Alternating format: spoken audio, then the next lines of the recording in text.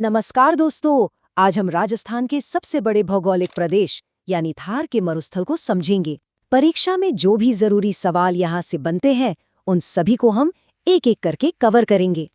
तो चलिए शुरुआत करते हैं एकदम परीक्षा वाले अंदाज में एक सवाल के साथ। अगर आपसे पूछा जाए कि राजस्थान का सबसे बड़ा भौतिक प्रदेश कौन सा है, तो इसका सीधा सा जवाब है थार का मरुस्थल, जो कि आज का हमारा टॉपिक है। तो शुरू करते हैं हमारे पहले भाग यानी परिचय से। दोस्तों, थार का मरुस्थल, जिसे हम ग्रेट इंडियन डेजर्ट के नाम से भी जानते हैं, ये राजस्थान के उत्तर पश्चिमी यानी नॉर्थ वेस्टर्न हिस्से में पड़ता है। अब एक बात जो आपको हमेशा याद रखनी है वो है इसका आकार। ध्यान दीजिएगा, ये अपने भारत का सबसे बड़ा मरुस्थल है और अगर पूरी दुनिया में देखें तो इसका नंबर 17वां है। ये दोनों ही फैक्ट्स परीक्षा के लिए बहुत ज्यादा महत्वपूर्ण है। चलिए अब अगले टॉपिक पर चलते हैं, मरुस्थल का विस्तार। स्टूडेंट्स, जब हम इसके विस्तार की बात करते हैं तो इससे जुड़े जो आंकड़े हैं वो परीक्षाओं में सीधे सीधे पूछ लिए जाते हैं। सबसे पहला और सबसे जरूरी नंबर है 61.11%। जी हाँ, थार का मरुस्थल अकेले ही राजस्थान के कुल क्षेत्रफल का 61.11% हिस्सा घेरता है। इस नंबर को तो आप दिमाग में बिठा ही लीजिए। अब एक और बहुत ही दिलचस्प बात, सोचिए, इतने बड़े रेगिस्तानी इलाके में राज्य की कुल जनसंख्या का 40% हिस्सा रहता है। और दोस्तों, इसी वजह से थार मरुस्थल को दुनिया के सबसे घनी आबादी वाले मरुस्थलों में गिना जाता है। तो ये मरुस्थल राजस्थान के कितने जिलों में फैला है? याद रखिएगा, ये मुख्य रूप से राजस्थान के पश्चिमी भाग के 12 जिलों में फैला हुआ है।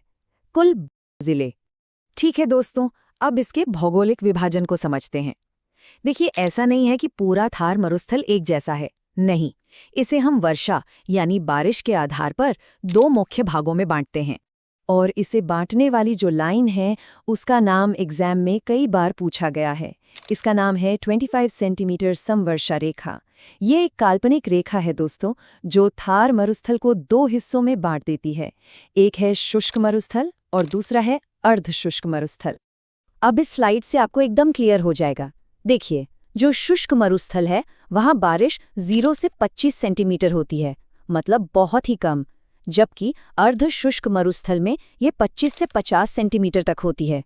इसीलिए शुष्क भाग तो पूरी तरह रेतीला है, पर अर्ध शुष्क भाग में आपको थोड़ी बहुत वनस्पति भी देखने को मिल जाती है। चलिए अब बात करते हैं यहाँ की प्रमुख स्थलाकृतियों की। दोस्तों, जब भी हम रेगिस्तान का नाम लेते हैं तो सबसे पहले दिमाग में क्या आता है? बिल्कुल सही, रेत के बड़े बड़े टीले, जिन्हें हम भूगोल की भाषा में बालू का स्तूप कहते हैं। यहाँ आपको कई अलग अलग तरह के बालू का स्तूप मिलते हैं, जैसे कि अनुदैर्ध्य, अनुप्रस्थ, बरखान, पैराबोलिक और तारा बालू का स्तूप। स्टूडेंट्स, इन सभी के नाम बहुत जरूरी हैं और अक्सर इनसे जुड़े सवाल परीक्षा में आते हैं।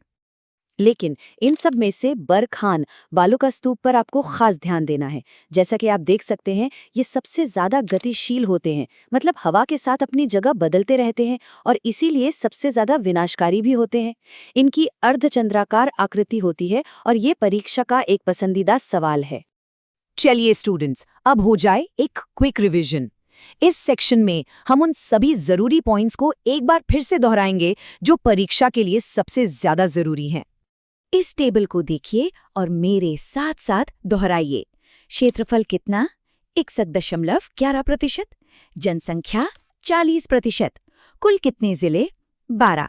और इनको बांटने वाली रेखा कौन सी? 25 सेंटीमीटर समवर्षा रेखा। बस ये आपकी फाइनल रिवीजन शीट है।